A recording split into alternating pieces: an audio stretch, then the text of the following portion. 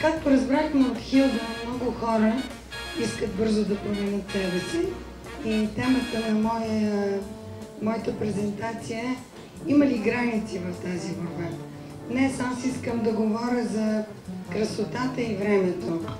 Времето като красотата и времето като историческо понятие, като географско понятие и като актуалност.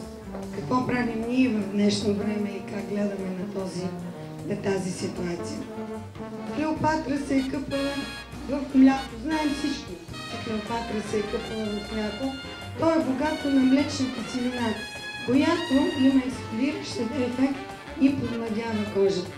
Древна Гърция. Виждаме двама гърци, които правят ритуал за здраве и естетичност.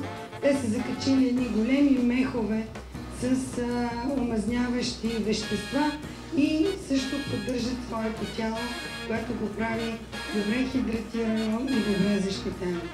Идва средновековието, идва модата на изпитите жени, на духа, жената, която нищо не яде, тя само живее с дух, тя е елегантна, красива и с много бяла кожа.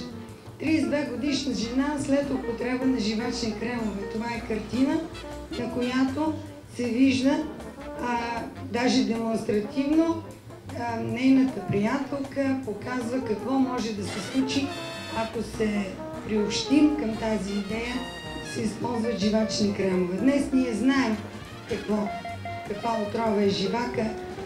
Преди, от моето поколение, жените, които са тук, знаят, че нашите майки ползват едни руски кремове с живак за избелване. Това, слава Богу, отмина отдавна, но виждате, че и руснаците не са открили всичко, макар че много агресивно бяха влезли в нашия живот. Това е така наречената поддържаща терапия. Какво като ги правим всички тези неща и с нищо не поддържаме след това кожата? И това е една приказка, която започва с един извор в Алпите, в градчето Авен. Чухте за неговия болния кон на маркиза, който навежда на идеята, че има нещо лечебно в този извор, и през 1743 година се отварят вратите на първи хидротерапевтичен център. Следва едно развитие. Термалната вода Авен се използва за лечение на пострадалите при големия пожар в Чикаго. Забележете коя година вече има Европа влиза с някакви идеи за термални води в Америка. Сега, това е през 1975 година, господин Пиер Фабър купува този център Авен, реконструира го и днес той е едно място и за лечение на различни видове дерматологични страдания, най-вече алергологични. Успоредно с лечебния център се намира и фабриката, където се произвеждат, или завод, не знам как да го нарека, където се произвеждат, където се бутилира самата вода Авен, която идва при нас абсолютно оригинална, все едно, че сме на самия извор.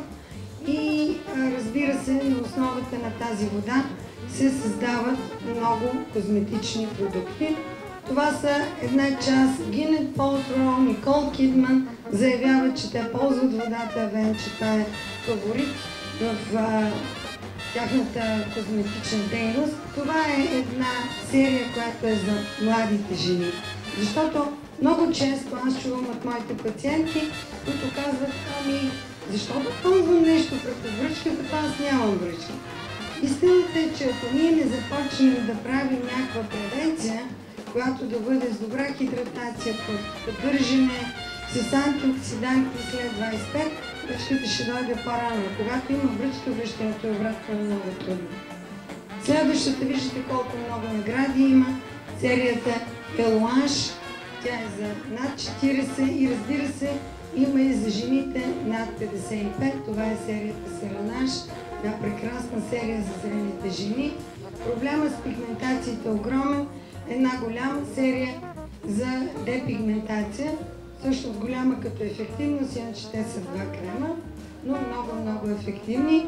Голяма е серията за фотозащита. Убедена съм, че тук всеки един от вас е ползвал фотозащитен крем на Авен.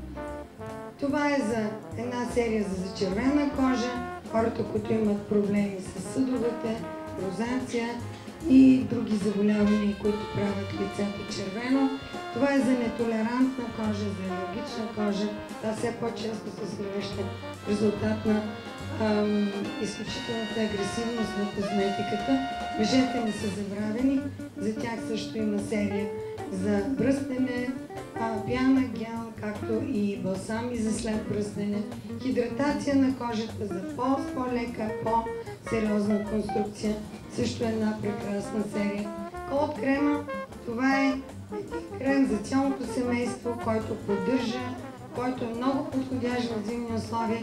Тук е професор Цанков, който две поредни експедиции проучва ефекта на колд крема на Авен на Южния полюс, нашата арктическа експедиция. И така, какво можем да постигнем? Не можем да направим невъзможното, за съжаление. Можем да направим така, че една жена на 50 да изглежда на 40, една жена на 70 да изглежда между 50 и 60. Можем ли да забавим старанието? Мисля, че по-добър пример от София Лорен, как да се разположим чудесно във възрастта си. И никой да не мисли за това ние на колко години сме. Мисля, че това е най-хубавото, което можем да постигнем. Да изглеждаме адекватни на възрастта си и да бъдем красиви с това, с годините, на които сме. Но има и още един въпрос. Можем ли да спрем старанието? Аз започвам с това. И мисля, че можем да го спрем само с силата на духа и няма по-добро потвърждение за това от невероятната Невена Копанова, която е все още млада. Благодаря ви за вниманието.